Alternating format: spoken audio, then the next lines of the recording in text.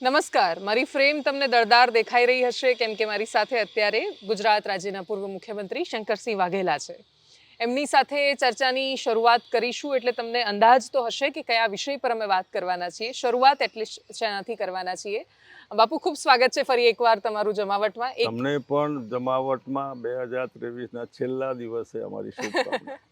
31નો દિવસ છે 31. અને એટલે આજનો દિવસ બહુ રિલેવન્ટ છે આ વિષય પર વાત કરવા માટે કે ગુજરાત રાજ્યમાં ગિફ્ટ સિટીમાં દારૂના પ્રતિબંધો જેવા હટાવ્યા તરત જ મને શંકરસિંહ વાઘેલાનો મારો જ લીધેલો એક જૂનો ઇન્ટરવ્યૂ યાદ આવ્યો અને પછી થયું કે બાપુ જ્યારે કહેતા હતા ત્યારે એના પર બહુ બધી રાજનૈતિક ટીકા ટિપ્પણીઓ થઈ હતી કે તમે ગુજરાતને શું બનાવવા માંગો છો. ગાંધીનું ગુજરાત વિશેષણ પર્ટિક્યુલરલી આ વાતમાં વારંવાર વપરાતું હોય છે. એ બધા વિશેષણ બાજુ પર મૂકી દઈએ તો પણ ગિફ્ટ સિટીમાં આપેલી છૂટને તમે પોઝિટિવલી જોઈ રહ્યા છો કે પછી શરૂઆત થઈ રહી છે એ રીતે જોઈ રહ્યા છો?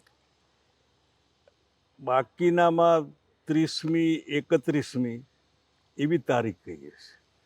આજે 31 ડિસેમ્બરને 31st કહેશે બધા. 31 ડિસેમ્બરને જ નથી કહેતા. કહેતા. અને એ તારીખે સાંજ પડે એની રાહ જોતા હોય બધા.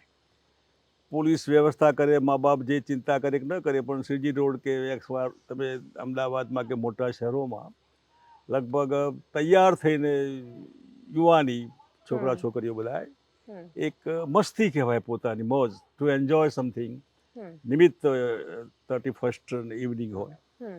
એમ જે ઘણા વખતથી હું આ બાબત વિચાર કરું કે આ દારૂબંધી, ગુજરાત, ગાંધીજી, આ બધી હિપોક્રેસી છે, દંભ છે, દંભ. ગાંધીજીના નામે તો આખો દેશ હોય ને દુનિયા બી એમના રસ્તે ચાલે છે. એટલે એકલું ગુજરાતે ઠેકો લીધો કે દારૂબંધી રાખો આમ તેમને. દારૂબંધી સફર એટલા માટે ન થાય કે ચારે બાજુ ખુલ્લું છે બધું. દીવ ખુલ્લું, દમણ ખુલ્લું, સેલવાસ ખુલ્લું, ઉદયપુર, આબુ, હા ના ક્યાંય જો તમે થોડી વાર જાઓ તો તમને પીવું હોય તો મળી જાય. અને આને બધા ખોટી રીતે લેશે.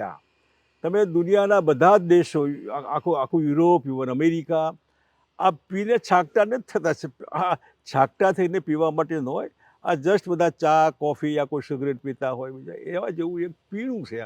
જે પીણાને HM પટેલ પીતા, મારા મકરંદ દેસાઈ પીતા, ઘણા બધા પીવે એને જસ્ટ ટુ એન્જોય કે પીવા માટે. HM પટેલ ગવર્નર હતા આપણા. HM પટેલ દેશના નાણામંત્રી હતા, હોમ મિનિસ્ટર હતા અને ICS હતા. આપણા વલ્લભ વિદ્યાનગરના છેલ્લે સરપંચ પણ હતા. બહુ ઇન્ટેલિજન્ટ ખૂબ. પણ આ એક જસ્ટ એને એક ટેવ, સિગરેટ પીતા હોય, ચા પીતા હોય, એના જેવું નથિંગ ન્યૂ. અહીં જે છૂટ આપી એ આટલી મોડી આપી કારણ કે આને ખાલી એક પ્રતીક તરીકે તમે ગિફ્ટને કદાચ કોઈ જમીનના ભાવ કોઈ લેતું ન હોય, ગિફ્ટ ઉપડતું ન હોય ને ગિફ્ટને હાઇલાઇટ કરવા માટે જો તમે દારૂબંધી છૂટી કરતા હોય તો બરાબર નહીં. અને કંઈ ગિફ્ટ શેના માટે? જો તમે થોડા પણ જે પાણી પીને વટલાય એવું કહેતા હોય તો એક ઘૂંટ પાણી પીવો કે તમે 2 લોટા પાણી પીવો તો વટલાય મીન્સ વટલાય. ગુજરાતે આ છૂટ આપી તો એમાં કોઈ દંભ રાખ્યા સિવાય, કોઈ આર્ટિફિશિયલ ના કર્યા સિવાય પૂરા ગુજરાતને આની છૂટ આપવી જોઈએ, સિસ્ટમથી છૂટ આપવી જોઈએ. અને ગાંધીજીના નામે તો નહીં. આમાં ગાંધીજી મુંબઈમાં આપણા ગુજરાતીઓ કેટલા બધા, દિલ્હીમાં, બેંગ્લોરમાં, કલકત્તામાં, ચેન્નઈમાં, બધે જ છે આ બધું. નહીં એટલે ગાંધીનું ગુજરાત એવું વિશેષણ આપણે હટાવી દઈએ તો પણ દારૂબંધી રાખવાના ગુજરાતને ફાયદા તો થયા ને બાપુ? ના, ખોટી વાત છે આ. ગુજરાત તો નંબર 1, નંબર 2 દારૂબંધી હતી કે નથી? અત્યારે કોઈ કે નવા ઇન્વેસ્ટમેન્ટ માટે બહારથી લોકો આવે, મૂડી રોકવા માટે છૂટ આપો. ના, બંધ હતું તો પણ ગુજરાત 1, નંબર 2 ખરું. અને દારૂબંધી તો કાગળ ઉપર હતી. ગુજરાતનો કોઈ ખૂણો એવો નથી જ્યાં દારૂ ન મળતો હોય, લોકો ન પીતા હોય. હું ગુજરાત ઉપર ખોટી છાપ છે. ગુજરાત 75% નોનવેજ અને દારૂ પીવાવાળું સામાજિક માન્યતા ધરાવતું સમાજનું સંગઠન છે આ. તમે સામાજિક રીતે, હું દરબાર છું, અમારા રાજપૂતોમાં દારૂ પીવો, બકરા ખાવા બહુ સામાન્ય છે. કોઈ એવું નથી વર્ગણ કે તમે અભળી ગયા. હું ના કરતો તો લોકો નવી લાગે. એમ માની લો કે ઠાકોર, ક્ષત્રિય સમાજ, સૌરાષ્ટ્રનો કોરી સમાજ, આદિવાસી, દલિત સમાજ, એક વાણિયા બ્રાહ્મણ પાટીદાર અને વિશ્વકર્મા સમાજના અમુક બાદ કરતા, જો કે આ તો જનરલ હું કરું, જેને સમાજે માન્ય કરેલું છે તમે તો પીવો, આદિવાસી દારૂ પીવે, આદિવાસી મટન ખાય, આ સમાજે માન્યતા કરેલી. સમાજ માનીને ચાલે, એનાથી નાકનું ટેરવું ચડે નહીં એનું.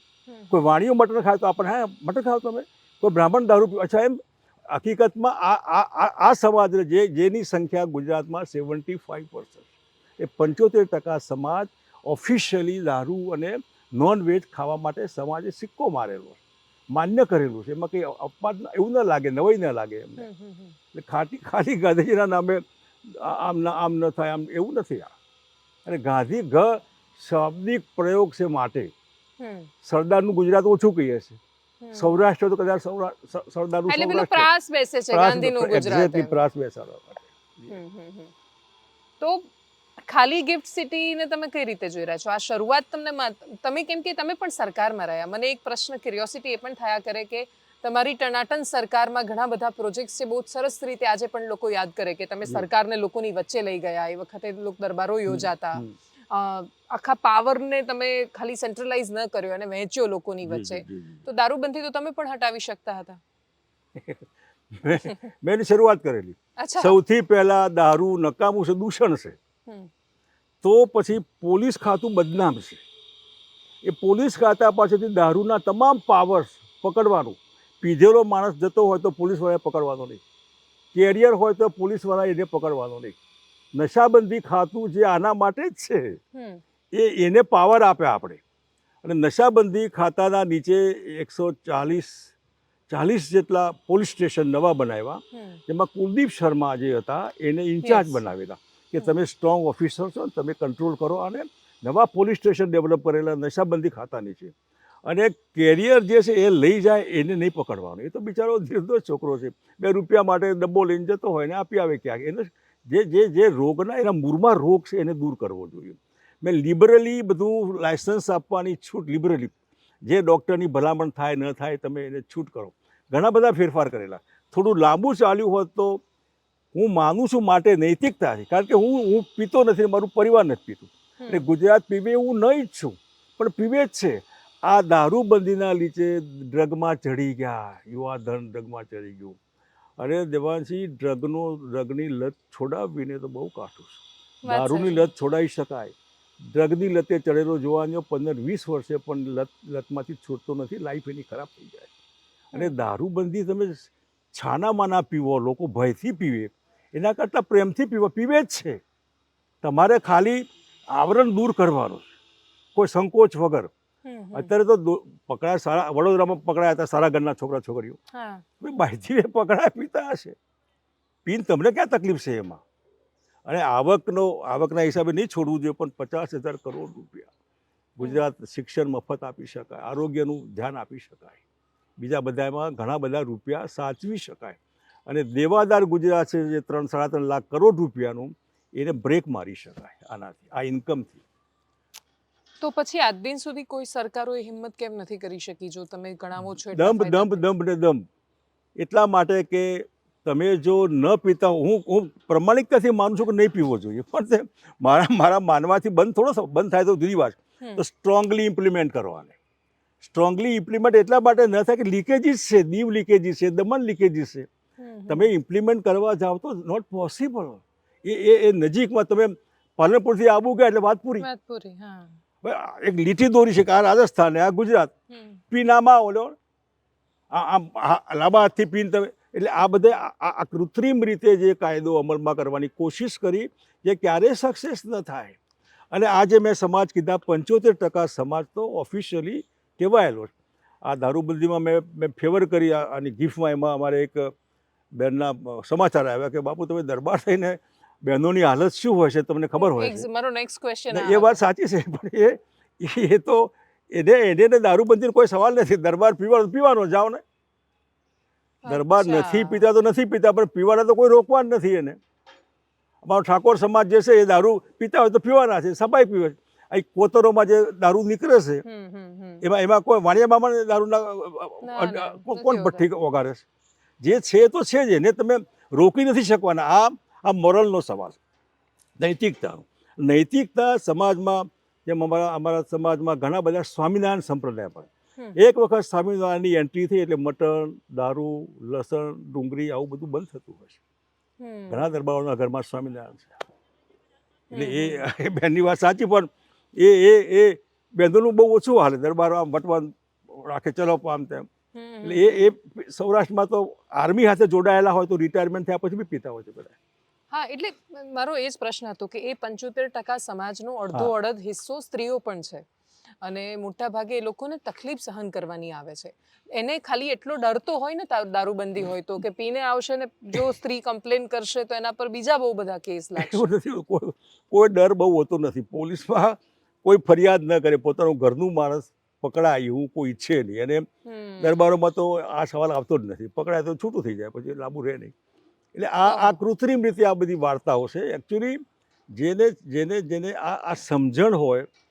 મારા એક મિત્ર પાર્લામેન્ટના મેમ્બર હતા, બ્રાહ્મણ હતા.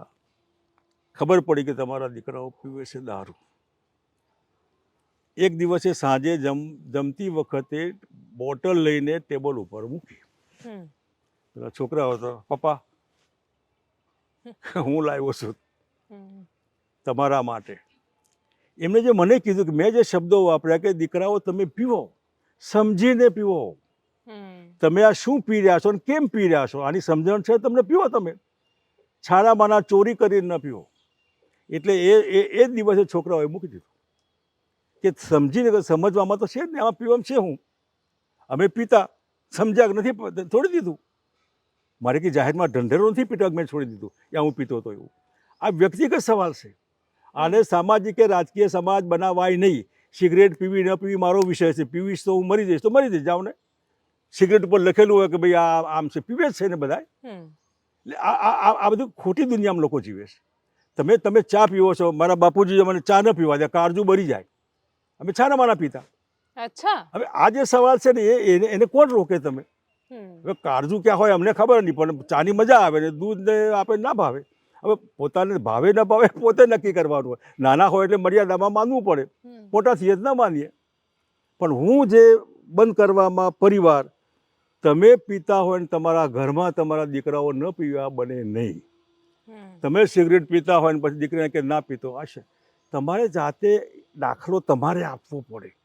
નથી પીવું તો યુ સ્ટોપ ઇટ, કહેવાની જરૂર ના હોય.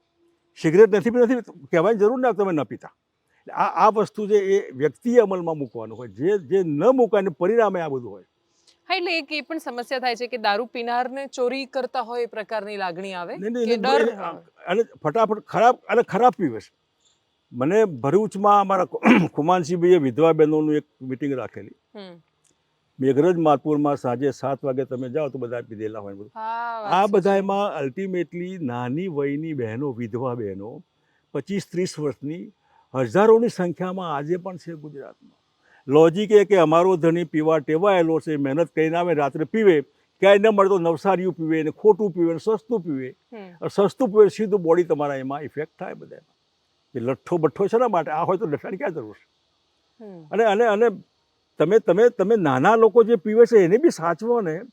આજે મવડાનો દારૂ સારામાં સારો, મોલાસીસનો દારૂ સારામાં સારો, જુવાર બાજરી ચોખા હાના બધાનો દારૂ બને છે. દારૂ એટલે બાફેલી વસ્તુ ઉપરથી જે આવે એક્ઝેક્ટલી. આમાં એ દારૂ જે બને છે એ મોવડાનો દારૂ સસ્તો બી મળે, આખા ગુજરાતમાં મળે, મોલાસીસ આખા સૌરાષ્ટ્ર કચ્છમાં બધે મળે. એ બનાવીને પીવડાવો ને. અમૂલની બોટલ પર લખેલું કે 7 ફેટનું દૂધ, 8 ફેટનું દૂધ, આ ગોલ્ડ દૂધ, આ ફલાણું લખો, આ મોવડાનો દારૂ 5 રૂપિયા. સરકાર મોનિટરિંગ કરે એને, અમૂલનું મોનિટરિંગ કરે છે ને. આવા કોઓપરેટિવ બનાવો ને. હું તો ત્યાં સુધી કહું છું, અમૂલને હોપી દો, તમે બનાવીને આપો. આ બધું દારૂ બનાવીને આપો, જે દૂધ બની આપો, દારૂ બની આપો. પીવું ના પીવું મારે નક્કી કરવાનું. તમે પરાણે તો મારા મોઢામાં નહીં રેડો ને. અરે હું પીતો હોય તો તમે બંધ નથી રાખવાનો, હું બીજેથી પી આવવાનો. આને મને પીવું ન પીવું સમજાવનાર સમાજ જે હોય, જેની મારા ઉપર અસર થતી હોય, એવા લોકો આ ધ્યાન રાખવાનું છે. દારૂથી નશો થાય છે એ વાત તો સાચી છે, અને એ નશામાં ઘણી બધી ઘટનાઓ, એટલે ઉદાહરણ તરીકે હમણાં જ હું જ્યારે આવી રહી છું તો અરવલ્લીમાં એક 4 વર્ષની છોકરી પર બળાત્કારનો કેસ હોય કે પછી ડ્રિંક એન્ડ ડ્રાઈવના કેસ હોય, હિટ એન્ડ રનના કેસ. દારૂ વધારે હોય. તમારી વાત સાચી, પણ તમે અતિ વાત કરો. અતિ તમે માની લો ચા પીતો હોય તો કેટલા, 1 કપ પીવો, 2 કપ, 3 કપ, 10 કપ તો ન પીવો. દારૂ પીતો 1 પેક, 2 પેક, 10 કપ તો ન પીવા. 10 કપ પીવો છો માટે કે આજે મને આ મળ્યું, કાલે નથી મળવાનું, લગાવો. આબુ મળશે પછી મને પાલનપુર આજ નથી મળે, લગાવો. હું દીવમાં પીધું પછી મને જુનાગઢ લગાવો. આના એક્સિડન્ટ છે આ. હમ.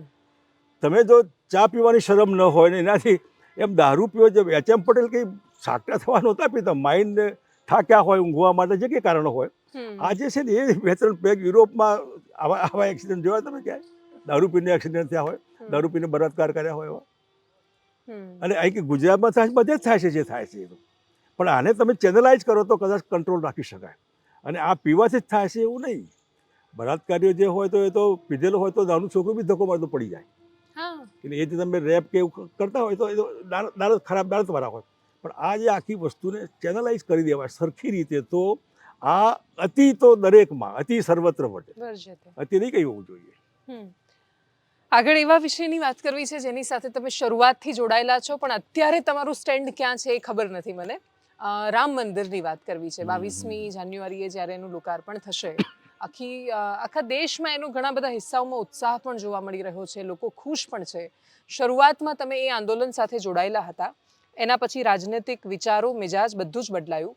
બાપુ અત્યારે શું માને છે એને? જય શ્રી રામ. ધાર્મિક માન્યતાને એ વ્યક્તિગત વિષય છે. દારૂ પીવો ન પીવો વ્યક્તિગત વિષય, રામને માનવા, કૃષ્ણને માનવા, માનવા ન માનવા વ્યક્તિગત વિષય છે. પોલિટિક્સમાં બધું જ પબ્લિક હોય છે. હા, પોલિટિક્સ રાખો ને, હું કહું હા. તમે પોલિટિક્સ છે, બધા બદનામ થયું છે પોલિટિક્સ. પોલિટિકલ સાયન્સ હમ. વિષય છે ને યુનિવર્સિટીમાં ભણવાનો, એ પોલિટિકલ સાયન્સ છે ને. સાયન્સ ખોટું ન હોય, લોકો ખોટા હોય, સાયન્સ ખોટું, આ તો બદનામ થઈ ગયું છે. એટલે જ્યારે આ અડવાણીજી પાર્લામેન્ટમાં લોકસભાની ઇનર લોબીમાં મને મળવા આવ્યા તો વાત કરની બેઠા કે सोमनाथ से यात्रा शुरू करनी है अयोध्या में, अयोध्या तक की, तो सोमनाथ में गैदरिंग कितना करोगे? जो લોકો કેટલા? हाँ, मैं કીધું કેટલા લોકો તમારી કલ્પના? કે 5,000, 10,000.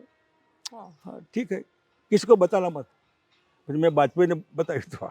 કયું તું પછી? હા, પણ વાજપેયી ના પાડી કે વાઘ પર સવારી છે એવું કીધેલું. વાજપેયીના શબ્દો એવા હતા. અચ્છા.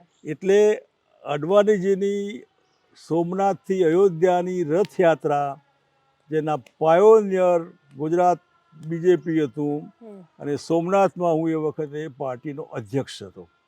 એટલે સારી એવી સંખ્યામાં અડવાણીજી ખુશ થાય એવી રીતે ભગવાન સોમનાથમાં ભાષણ બી કર્યા, દર્શન કર્યા, અને ટેક ઓફ જેને કહેવાય, રનવે ઉપર પ્લેન ટેક ઓફ લે ને, સક્સેસફુલી આગળ જશે, એમાં ટેક ઓફ બહુ સારું આખા ગુજરાતમાં સરસ મજાનું ટેક ઓફ આપ્યું.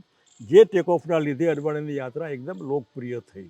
એમની જે ટ્રક હતી એનો ચાલક મુસલમાન હતો, અને એના ઇન્ચાર્જ હતા પ્રમોદ મહાજન આ યાત્રાના. અને ઠીક છે, લાલુ પ્રસાદે એમને ત્યાં પકડ્યા, અને પછી આખી સરકાર બી લોકસભામાં ગઈ. પણ મૂળ અડવાણીજીનો આશય હતો એક જાગૃતિ માટે, જન આંદોલન બનાવવું. હા, અને એમાં એક નિમિત્ત હતું કે બીજેપીની છાપ હિન્દુવાદી તો ખરી, પણ એ રામ મંદિર યહી હોગા કરી અડવાણી બિચારા, તો અડવાણીજી ક્યાં છે આજે? એમને બોલાવવા જોઈએ, પ્રેમથી બોલાવીને બેસાડવા જોઈએ, ઠીક છે. પરંતુ આ જે રામ મંદિર, રામલલા, આ બધામાં ગઈકાલે મંદિર નહોતું તો શું ને આજે મંદિર બનશે, બની ગયું લગભગ, અધૂરું ભલે બીજા 12મી નામ બનશે, તો માણસના જીવનમાં શું ફરક પડવાનો? મારો બેઝિક સવાલ અહીં છે. આ મંદિર નહોતું, હું દર્શન કરી આવ્યો છું ત્યાં. એ રામલલાને એક ટાટ જેવું કહીને ત્યાં બેસાડેલા હતા. અને પછી એ અયોધ્યા એ નવાબની નગરી હતી, લખનઉ નવાબનું હતું, હૈદરાબાદના આંધ્રન ટીપુ સુલતાન, એ બધું જુનાગઢ નવાબ ને પાલનપુર નવાબ ને રાધનપુર નવાબ ને નિઝામ નવાબ. હવે એ જાતે વખતે જે હતું એ વખતે લોકોએ શોર્ટકટ માટે, હિન્દુઓને વટલાવા માટે કૂવામાં પાણી રેડ્યું, એ બીજું કર્યું કે પાણી જે કર્યું યા પછી આ મંદિર તોડીને એના ઉપર મસ્જિદ ઊભી કરી દીધી. એમાંથી આ મંદિર હશે, એમાંથી આ મસ્જિદ બની પણ હશે. પણ તમે તોડ્યું, એ મંદિર તોડ્યું કે મસ્જિદ તોડી? જો મંદિર તોડ્યું, તમે રામનું મંદિર તમે તોડ્યું, તમે બનાવો. કોર્ટ મેટર બની જુદી વાત. અને કોર્ટનો જે ખુલ્યું ત્યારે ખાતમુહૂર્તમાં હું માનું ત્યાં સુધી રાજીવ ગાંધી વડાપ્રધાન હતા, એમને છૂટ આપેલી, કોંગ્રેસ આપેલી તાળું ખોલવાની. કોંગ્રેસ ઉપર જે છૂટ છે કે આ રામ વિરોધી છે એવું નથી, કોઈ કોઈના વિરોધી કોઈ ના હોય, કોઈના ફેવરમાં કોઈ ના હોય, જેને ઠીક લાગે હોય.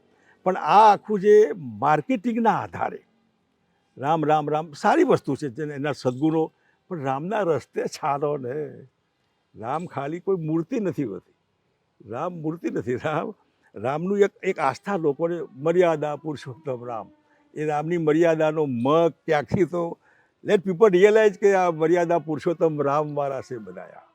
એટલે જો સામાન્ય માણસ પણ એવું ઈચ્છતું હોય કે એની પાસે એ કરોડો રૂપિયાનું આસામી હોય પણ એના વતનમાં એવું ઈચ્છે કે મારું એક ભવ્ય ઘર હોય, દરેક સામાન્ય માણસની પણ એવી અપેક્ષા હોય કે મારું પણ એક સરસ મજાનું ઘર બને, તો ભગવાન શ્રી રામનું અયોધ્યામાં મંદિર ન બને તો ક્યાં બને? અને શું ભારતીય જનતા પાર્ટીને એની ક્રેડિટ ન મળવી જોઈએ? એવું નથી, પણ હું કહું છું, હું શરૂ કરનાર હું હતો કે રામ મંદિર બનવું જોઈએ. હું દર્શન કરી આવ્યો છું. અચ્છા, એ મંદિર હતું બનાવવાનું કોણ ના કહેશે? એના પોલિટિકલ ફાયદા સામે તમે જો એ ધર્મને તમે પોલિટિકલાઇઝ કરવાના હોય તો એ લાંબુ ન ચાલે. થોડો વખત સારું લાગે, લાંબુ ન ચાલે.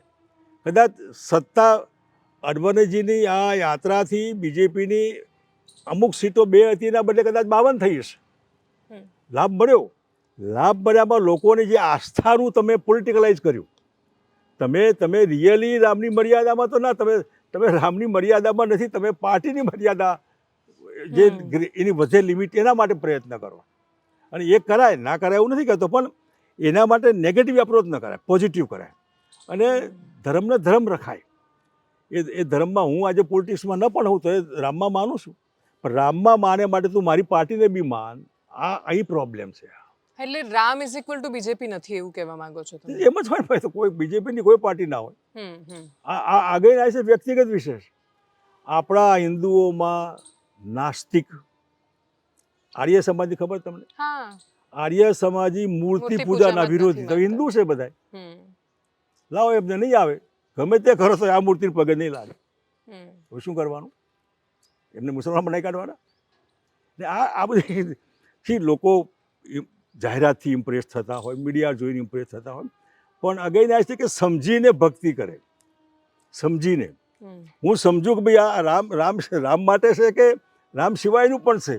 તમે જ્યારે શરૂઆત કરી, અડવાણીજી તમારી પાસે આવ્યા, ત્યારે તમને શું લાગ્યું? એ શ્રીરામ માટે હતું કે ભારતીય જનતા પાર્ટી? ભારતીય જનતા પાર્ટી માટે હતું. કઈ ભાજપ સિવાય રામ કોઈને નહીં. બીજા કોઈ નવરાજ વીએચપી નવરાજ ના મળી ગયા, બીજી કોઈ પાર્ટીઓને, બીજા કોઈ લોકોને, બીજા કોઈ ન લાગ્યું કે આવું કરીએ. આના તો અનેક બધા રામ મંદિર સાથે સંકળાયેલી અનેક વસ્તુઓ એમને કોઈ કેમ ન સૂઝ્યું, પણ આમને સૂઝ્યું કે આ બે જ બનાવીશ તો મારી પાર્ટીમાં પાર્લામેન્ટમાં સંખ્યા વધશે. અને હું પણ એમાં સહમત છું કે આ કરવાથી પાર્ટીની સંખ્યા વધે એમાં ખોટું નથી, પણ એને એ રામની મર્યાદામાં પાર્ટીએ બિહેવ કરવું જોઈએ. જો બહાર તમે ભગવાન પુરુષોત્તમ, મર્યાદા પુરુષોત્તમ જે કહેતા હોય તો એને સમજીને કહો કે ભાઈ આ તો રામલલા છે. તમારું પોલિટિક્સ હું ઘણીવાર જ્યારે સમજવાની કોશિશ કરું, આમ ઘણા લોકો પાસેથી સાંભળું, પત્રકારો પાસેથી સાંભળું, તો હમણાં જ જેમ કે તમારા દીકરાના લગ્ન હતા ત્યારે પ્રધાનમંત્રી મોદી સાથેની મુલાકાતનો ફોટો જોયો, તો એવું થાય કે તમે સખત ટીકાકાર રહ્યા છો પ્રધાનમંત્રી મોદીના, અને છતાંય પર્સનલ સંબંધો પોતાની જગ્યાએ સચવાયેલા છે. તો એ બેલેન્સ થાય તમે જ્યારે એમને મળતા હો ત્યારે? પબ્લિક લાઈફ છે ને, આગળ છે પોલિટિકલ સાયન્સ છે. મારા આખા દેશમાં બધા પોલિટિશિયન, બધી પાર્ટીના મારે વ્યક્તિગત સંબંધ, ચંદ્રશેખરજી હોય કે કોઈ પણ, કોણ એવા ફરક અબ્દુલ્લા હોય કે આસામના જે તે વખત, એને પોલિટિક્સ તમે પોલિટિક્સના કપડાં પહેરીને શું કામ જાઓ ત્યાં? તમે વ્યક્તિ તરીકે તમે જાઓ છો. નરેન્દ્રભાઈને અમારે જે કંઈ સંબંધો એ પાર્ટીના સંબંધો, એ સંબંધોના આધારે એમની અમુક વસ્તુ મને ન ગમે, મારી અમુક વસ્તુ એમને ન ગમે તે હું ટીકા બી કરું, પણ એનાથી એ વ્યક્તિનો હું દુશ્મન બની જાઉં છું, આવું નથી. હું ઇન્દિરા ગાંધીને મળ્યો ઇમરજન્સીમાં, ઇન્દિરાબેન હારી ગયા પછી હું મળવા ગયો હતો કે આજે અહેમદભાઈ પટેલ હતા, અમારા બહુ નજીકના સંબંધો, એક કોંગ્રેસમાં, હું બીજેપીમાંથી હતો, એકબીજાના ઘરમાં આવવા જવાના સંબંધો અમારા. એટલે આ આખી વસ્તુ પોલિટિકલ એ દુશ્મનાવટ નથી. પોલિટિકલ સાયન્સ દુશ્મનાવટ ઊભી ન કરે, અને માટે વ્યક્તિગત સંબંધો તમે પાર્લામેન્ટમાં જોતા હોય તો અંદર આમાં બહાર નીકળ્યા પછી સીધા એકબીજાને. હવે એવું જનરલી નથી જોવા મળી રહ્યું. એ સોચ, થિંકિંગના જે નેરો માઇન્ડેડ લોકો હોય ને, ટૂંકી દ્રષ્ટિવાળા, એના લીધે કેમ કે અરુણ જેટલીમાં જોવા મળતું, નીતિન ગડકરીમાં હજુ જોવા મળે છે, ઘણામાં- રાજનાથસિંહમાં, ઘણામાં પણ છે એના બધા. પછી હવે નથી જોવા મળતું એ. પણ એ લોકો એવા નબળા લોકો, વીક લોકો, જે આટલી સ્પોર્ટ્સમેન સ્પિરિટ ન બતાવે. હું ગમે તેના ત્યાં જાઉં, હું અહેમદભાઈના ત્યાં સ્ટોન્ચ બીજેપી વાળો બનીને જો જમવા જતો હું અંકલેશ્વર પીરામણી એમના ઘેર, યા ચંદ્રશેખરજી ગમે તે પાર્ટીના હોય, અચાનક જમવા એમના ઘેર જમવા જવાનું હોય, યા કોઈ પણ હોય, એટલે આમાં સહેજે એવું ના હોય. પોલિટિકલ પાર્ટી હોય, એ પાર્ટીમાં હું માધવસિંહભાઈના ત્યાં સનત મહેતા સાથે, એટલે વ્યક્તિગત સંબંધોમાં પાર્ટી ના આવે, આવી નહીં જોઈએ. અને એ તમે એવા નબળા કેવા છો, ડર શેનો છે તમારો, ભય. હું એક ભાજપવાળો કાર્યકર્તા બીજા કોઈને મળે તો મને શું ભય હોઈ શકે? યા કોંગ્રેસવાળો બીજી પાર્ટી મળે તો કોંગ્રેસ શેના માટે ભય હોય કે ભાઈ આમ ગડબડ થવાની? આવું નહીં હોવું જોઈએ. સ્પોર્ટ્સમેન સ્પિરિટ, સ્પોર્ટ્સમેન સ્પિરિટમાં અખાડામાં ઉતરતા પહેલાં બે હાથ મિલાવે છે, હાર્યા જીત્યા પછી બી હાથ એકબીજાને કોંગ્રેચ્યુલેશન્સ કહીને અત્યારે નીકળે અહીં છે. એક ખામી છે. આ એક ખામી, એનો અર્થ કે તમે સ્પોર્ટ્સમેન સ્પિરિટવાળા નથી, તમે તમારી પાર્ટી સ્પિરિટવાળા જ છો. અને પાર્ટી મોટી ન થાય, પાર્ટી લોંગ રન પર નાની થાય, આનાથી મોટી ન થાય. છેલ્લો પ્રશ્ન છે ઉદાહરણ તરીકે જ્યારે રાધનપુરની ચૂંટણી હતી અને બહુ જ બધા શંકરસિંહ એક સાથે મેદાને હતા, કન્ફ્યુઝ થાય વખતે, તો અત્યારે શંકરસિંહ બાપુ જે મુદ્દાઓ પર પ્રશ્ન ઉઠાવે છે, ઘણીવાર લોકતંત્ર, ઘણીવાર સ્પોર્ટ્સમેન સ્પિરિટ, જ્યારે એવું કહેવાયું કે પોલીસનો પણ ઘણીવાર દુરુપયોગ થયો, સત્તાનો થયો, પત્રકારોને મારવામાં આવ્યા, એ વખતની પરિસ્થિતિને તમે આજે કઈ રીતે મૂલ્યાંકન કરો છો? તમે ઇલેક્શન લડતા હો છો, ઇલેક્શન લડવામાં જે 15-20 દિવસનો ખેલ હોય, એમાં આ દારૂબંધીની વાત છે. કઈ પાર્ટીવાળા ઇલેક્શનના દિવસે પેટીઓ નથી ઉતારતા? 100% બીજેપી ઉતારે છે. એવી રીતે ઇલેક્શનમાં તમે એ માફ કરો એટલા પૂરતું. પણ જે મારા નામના ઉમેદવાર ઊભા રાખેલા, એમ કે ભાઈ લોકો મતદારો મૂંઝવણમાં મુકાય. તમે આમાં ઉમેદવારને કે પાર્ટીને હરાવો, હરાવવા માટેના નોર્મ્સ તમે જો ચૂકી જાઓ અને પછી એના કરતાં જો ઓલો નીચલા સ્તરે જાય, એ તમને નથી ગમતું. બીજેપીએ શરૂઆત બધામાં બીજેપીએ કરી એમ હું કહું છું. પણ જો તમે કરો, આ ગાળો બોલવાની શરૂઆત કોને કરી? હામી પાર્ટીના લોકોને ઉતારે પડવાની શરૂઆત કોને કરી? હવે તમે જો કરો કે તમે કરો છો, પણ તમે સ્ટાર્ટ કર્યું એનો જવાબ છે. આ શીખવાડ્યું છે તમે. હવે એ તમે એવું શીખવાડો, હામો જવાબ ના આપે તો એને માન્ય છે, જવાબ આપે છે તો તમે એવું કર્યું ના, સાહેબ તમે આ કર્યું માટે હું કરું છું. બાકી હું બીજેપી સિવાય બધી પાર્ટીઓને હું જાણું છું કે એ લોકો આવી રીતે ઉતારી પાડવાના ધંધામાં નથી પડેલા. પર્સનલ લાઈફ એમને એટેક નથી કરી. બીજેપીના આગેવાનોએ પર્સનલ એટેક કર્યા છે અને એમાં એ માને છે કે આવું થવું જોઈએ. હવે મને રાધનપુરમાં હું બીજેપીનો ઉમેદવાર, રાધનપુરમાં આર્ટિફિશિયલ બાવા બને, સાધુ બને, VHPના લોકો આવીને જે RSSના જ બધી પાંખ હોય એ મારો વિરોધ કરે, તો શાના માટે? આ કોને શીખવાડ્યું? ને પછી હું બાવાઓને મારું તો પછી કે તમે બાવાઓને માર્યા. એટલે બાવાઓ હતા ઘરના પણ દુશ્મન થઈને આવ્યા હતા. બાવાઓ તો ભાજપમાં જ હોય એવું માનીએ ને, પણ ભાજપનો વિરોધ કરે તો બાવાઓ બનાવટી છે. અને તમે મુખ્યમંત્રી બન્યા પછી પણ ત્યાં ચૂંટણી લડ્યા, ત્યારે તમે ભાજપમાં નહોતા? નહીં, હું રાધનપુર લડ્યો ત્યારે અપક્ષ લડ્યો હતો. અપક્ષ લડ્યા. હું એના પહેલા જે લડ્યો એ ગોધરા લડેલો. ગોધરામાં બાવા હતા. અને અહીં હતા એ સાચા સાધુ નહોતા. કારણ કે કમસે કમ ભાજપવાળાને હું કંઈ 12 મહિનામાં તો ન ભૂલું. અને હું ને મારા લોકો મારા સપોર્ટમાં એ બી તો ભાજપવાળા જ હતા ને. RJP બન્યું, XY બીજેપીમાંથી બન્યું ને, એકબીજાને તો ઓળખે ને. એવું કે ઓલો છે લગાવો મારો સાલા. એટલે આવું થયેલું. અને ત્યાં એટલા બધા લોકો ઉતારેલા, બાખા ઉમા ભારતી નહીં પેલા હતા બીજા બેન, ભાષણ કરવા બધા. સમજી ગઈ. ચૂંટણી આવશે નજીક, એમ એક દિવસ વિસ્તારથી ફરી એકવાર તમારી સાથે બાકી બધી વાતો કરીશું, પણ આજે બે મુખ્ય મુદ્દાઓ પર વાત કરવી હતી. અને દિવસ સંયોગ થયો છે આ એકચ્યુઅલી. હું અહીંયા આવી ત્યારે મારું ધ્યાન ગયું કે આજે 31st દિવસે આ એપિસોડ રિલીઝ થવાનો છે. થેન્ક યુ સો મચ બાપુ અમારી સાથે. હું ઈચ્છું કે ગુજરાત સરકાર બહુ કડક ન કરે. શરૂઆત બાવા બન્યા તો હિન્દી બોલના પડેગા. ગિફ્ટમાં છૂટ મૂકી હોય તો 31st ગિફ્ટ આપી દો, બધાને પીવા દો, પણ છાકટા થાય તો રોકો. હું ત્યાં સુધી કોઈ ઘરમાં પત્ની ફરિયાદ કરે તો એના ધણીને અંદર કરી દો. એના માટે નથી. આઈ વિશ કે આખું ગુજરાત જે મનમાં હોય ઉભરો એ ખાલી થઈ જાય, ઓટોમેટિક પછી એની જગ્યા કરી દે. શાંત થઈ જાય. નમસ્કાર, થેન્ક યુ.